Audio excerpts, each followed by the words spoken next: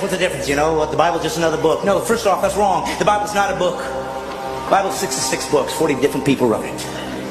Over 1,500 years. There's never been a book like that in history. Ever. Does that make it the Word of God? No. It just means it's worth considering. Because there's never been a book like this. Gives you some reason to consider it over the others. Well, how about history?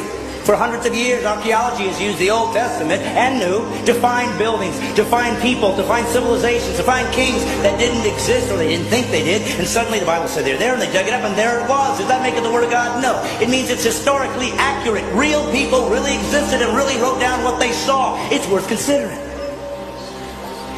And then they said, we're going to have God show up. And lots of people said that. Lots of religions say it. Don't worry, we'll prove it as a rational God would do.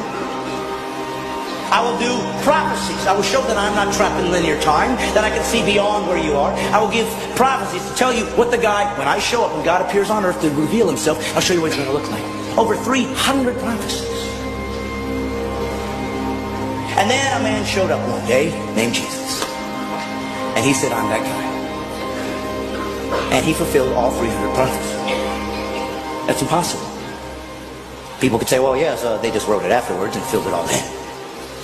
But we know that the first Greek translation of the Old Testament was done 250 years before Jesus was born. So how could they possibly know that he'd be born in Bethlehem? How could they possibly know he was going to be crucified when crucifixions didn't even exist as a capital punishment yet? How could they know that he'd be betrayed for 30 pieces of silver 250 years before there was a Jesus? Does it make it the Word of God? No, but it's not.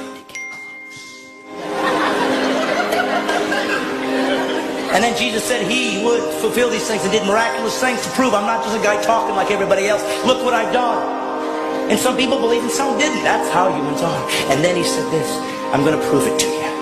I'm going to die. And I'm going to come back to life. Nobody's ever done that. And he died.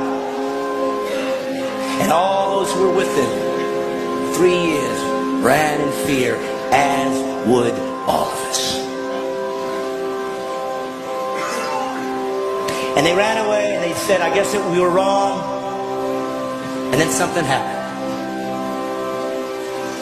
Something happened that made all these guys come back and be willing to be martyred for this belief system, except for one. Of course, John was sent off, but everybody died a martyr's death. What was it for? Because they thought they were going to get rich? There was no riches here. There was no riches.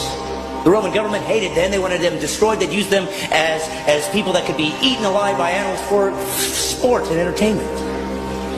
You were kicked out of your culture. The Jews weren't going to take you in. So there was no value there. There was nothing good here. There was nothing here to gain. And they all still died for what? Because they found a new religion? No, for one reason. They said this. I saw him die.